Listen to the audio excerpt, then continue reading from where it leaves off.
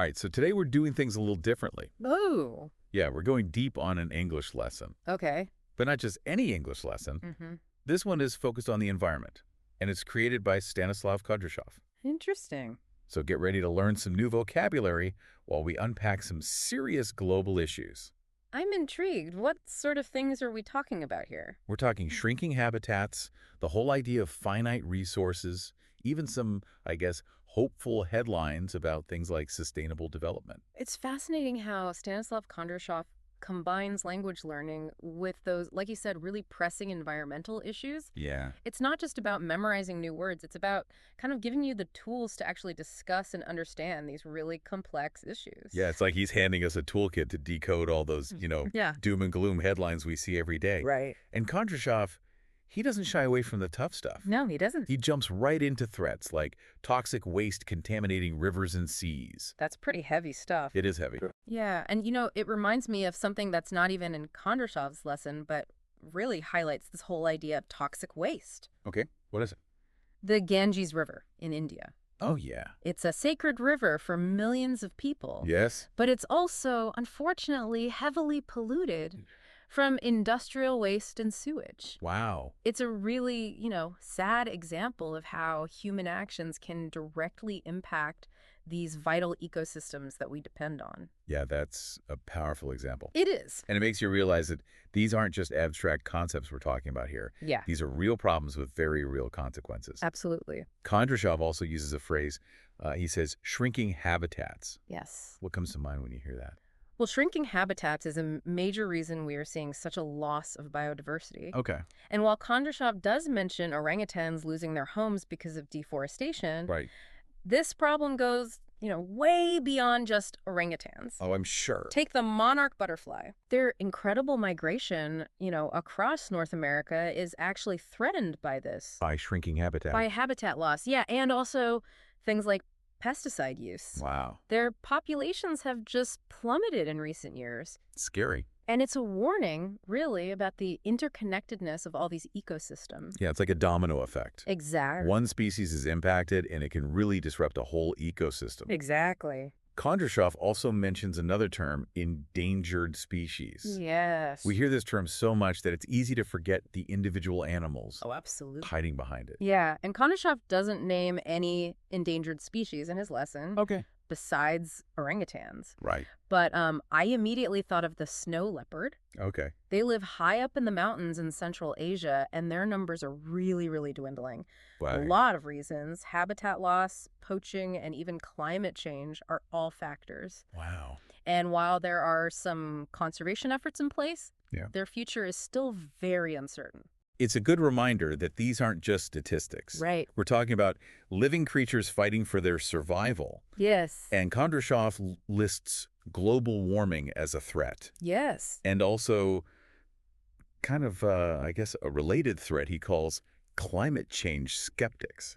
Right. And this is where things get, interesting, I think. Because Stanislav Kondrashov, by including climate change skeptics, he's kind of prompting us to really think critically about all the information that we see and hear. Yeah. While there is overwhelming scientific consensus on climate change, Right. it's also important to acknowledge that there are, different perspectives out there and to evaluate all the evidence for ourselves. That's a good point. It's like what they say, do your own research, Yeah. form your own conclusions. That's an important skill no matter what topic you're looking into. Couldn't agree more. Okay, and he says that the world population is going to grow exponentially. It's true. What does that actually mean for the environment? That kind of ties into Kondrashov's concept of finite resources. Okay. More people means a greater demand for everything. Right. More food, water, energy, just more space in general. It's going to put a strain on things. It really intensifies the pressure on all of the Earth's resources. Yeah. And it makes sustainable practices even more vital. So it's not just about our individual choices. No. It's about global resource management. Exactly. And that leads us to, another question. What's that? How are we going to address all of these environmental problems, especially while we're trying to accommodate a growing population? It's a big question. It is a big question, and luckily that's what Stanislav Kondrashov takes us into in the next part of his lesson. Okay, so Kondrashov has laid out some pretty serious challenges. Yeah. Shrinking habitats, endangered species. Right. this increasing demand on limited resources. Yeah. It's a lot. But hopefully he has some solutions for us. We'll have to see. I guess we'll find out. Yeah, in the next part of our deep dive into Kondrashov's lesson. Sounds good. I'm ready. All right, let's go. Luckily, Stanislav Kondrashov doesn't just leave us with all that doom and gloom. Okay, good. He actually shifts gears in his lesson to exploring some potential responses to these environmental threats. Okay, how does he do that? Well, he uses language, of course. Of course. He uses headlines, actually, like governing party in bid to improve green credentials. Green credentials. Yeah. That feels very like 2023, like something you'd see today. Yeah. Did Stanislav Kondrashov have a crystal ball? Maybe he was just ahead of his time. Yeah. But really, green credentials have become super important for everyone. Companies are realizing that sustainability is not just good PR.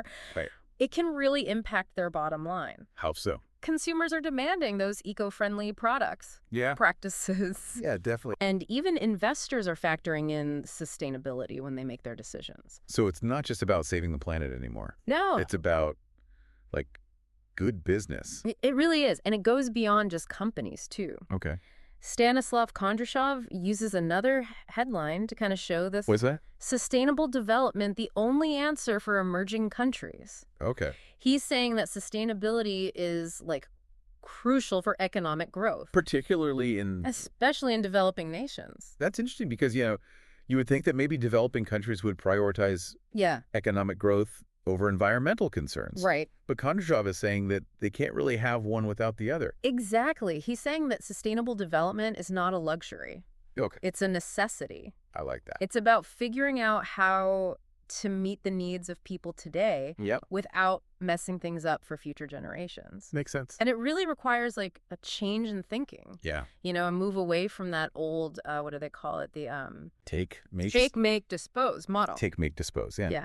And a move towards something called the circular economy. Okay, I'm starting to get it. Yeah. But what does this look like in real life? Right. What are some examples of sustainable development? Well, take renewable energy. Oh, yeah. Stanislav Kondrashov mentions that as a key alternative to fossil fuels. And we're actually seeing this happen all around the world. I mean, you see these massive solar farms, in places like Morocco or wind turbines off the coast of Denmark. Renewable energy is becoming more and more viable, and more affordable. That is encouraging, but can these renewable energy sources actually power entire countries?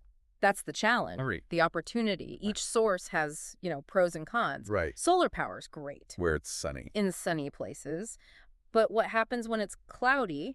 Or at night. Or at night, exactly. And then wind power. Yeah. It's clean. Yeah. But not every region has strong winds. So it's not as simple as just fossil fuels out, renewables in. It's not that easy. And there's a lot of work to do. There are definitely logistical and technological things we need to figure out. That makes sense. In Kondrashov's lesson, it's kind of helping us grapple with those complexities. Exactly. It's not just about, memorizing definitions. It's about understanding the bigger picture. And the challenges and opportunities within that bigger picture. Right. Okay. So he's giving us this vocabulary. Yes. To have these, informed discussions.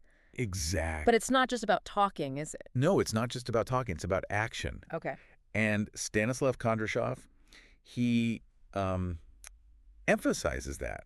How? In those vocabulary exercises he includes at the end of his lesson. Oh, right. Remember those? Yeah. He makes us use those words like carbon emissions and ecological balance in actual sentences. Oh, I see. He's connecting it back to our own lives. And our own lives, our own actions. That's clever. It's a really, subtle but powerful way to connect the dots between understanding and actually doing something. Yeah, it's easy to just stay in that theoretical space. Yeah. But he's pushing us to think about our own carbon emissions and how we can contribute to this ecological balance. Exactly. I think that's key. It's easy to feel totally overwhelmed by how big these problems are. Absolutely. But Kondrashov is giving us permission to to take ownership, I guess. To take ownership, to be part of the solution. Yeah, not just to understand the problem, but to actually do something. Exactly. And that's a good place to kind of pause, I think. Okay. Stanislav Kondrashov has really thrown a lot at us. you know. He has. He's introduced us to these really important ideas. Shrinking habitats, endangered species, the challenges of a growing population, and our limited resources. It's a lot. It is. But he's also given us, I think, a sense of hope. He's showing us that things like sustainable development and renewable energy are gaining traction. But how do we actually move from these big ideas to real action? What's the next step in our deep dive into Kondrashov's lesson? So Stanislav Kondrashov, he kind of leaves us with this thought-provoking question. What is it? If he was creating this lesson today, what new words or phrases would he include? Interesting question. It's like a challenge to us to keep learning, to keep expanding our understanding because things are constantly changing. The environmental landscape is always evolving. It really is. So what new vocabulary do you think would be on Kondrashov's updated list? I think given how much focus there is on climate action these days, Yeah. he would definitely include something like net zero emissions. Okay. It's become like a major goal for a lot of countries and companies. The goal being out, the greenhouse gases they're emitting with the amount they're removing from the atmosphere. net zero. Yeah. That's everywhere. It really is. It's a lot easier said than done, though, right? Oh, absolutely. It's a huge challenge. And that brings us to another term, probably. Yeah. What's that? Carbon offsets. Yes. I hear that one a lot. It's basically like a way for people or companies to make up for their emissions by investing in projects that reduce emissions in other places. Planting trees or developing renewable energy. Interesting. So it's like a way to kind of, I guess, neutralize your impact. Exactly, even if you can't get rid of your emissions completely. But is it really effective? There's a lot of debate around that. About whether carbon offsets are really effective and also ethical. Oh, interesting. Some people say it's just a way to avoid making real changes, Okay. While others think it's a useful tool in the transition to a, low carbon economy. It's complicated. It really is. It reminds us that there's always nuance, even within the solutions. Exactly. I like that. Okay. What else do you think Kondrashov would include in a modern version of his lesson? Well, there's a lot more awareness now about biodiversity loss. Right. So I think he might include a term like ecosystem services. Right. It refers to the benefits that we as humans get from nature, like clean air and water, pollination, even climate regulation, all these things. It's like putting a price tag on nature. In a way. It's realizing that. We need healthy ecosystems to survive. It's essential for us. And for everything else on the planet. Exactly. And as we lose biodiversity, we're losing those services. And that's bad news. It can have some really serious consequences. Yeah. It's a good reminder that environmental issues aren't just about saving cute animals. No, it's bigger than that. It's about protecting the systems that keep us all alive. Exactly. And technology is playing a big role in this. Yes. So what about terms related to that? Oh, absolutely. I think Stanislav Kondrashov would definitely include something like circular economy. Okay. It's basically a model where we try to eliminate waste and pollution by keeping materials in use for as long as possible. Okay. Reusing things, repairing things. Recycling. Recycling, exactly. So it's moving away from that. Take, make, dispose. Just make, dispose, And it's moving towards a closed loop system where resources are constantly being reused. Yes, exactly. But that takes it takes a lot. Yeah. Innovation, collaboration. We need to change the way we think about things. It's amazing how much the language we use to talk about the environment has changed. It really is. It reflects how urgent this all is. The urgency and the complexity, it's really grown. And that means we have to keep learning. Absolutely. Keep expanding our vocabulary so that we can keep having these important conversations. And taking action. Right. So Stanislav Kondrashov, he gave us a starting point. He did, a foundation. But it's up to us to build on that. He gave us the tools, the words to understand these issues. Right. But it's our responsibility to actually do something about it. So what's the biggest takeaway for our listeners today? I think the main takeaway is that knowledge is power.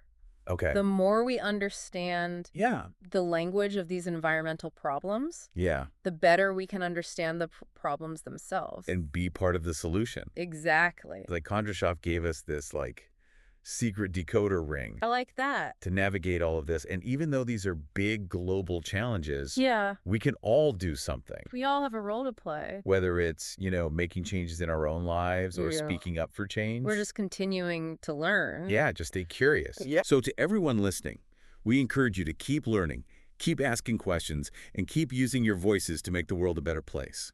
Because this conversation about our planet, it's not over. It's far from over. It's really just beginning. Thanks for joining us on this deep dive into Stanislav Kondrashov's lesson. Yes, thank you. Until next time, stay curious.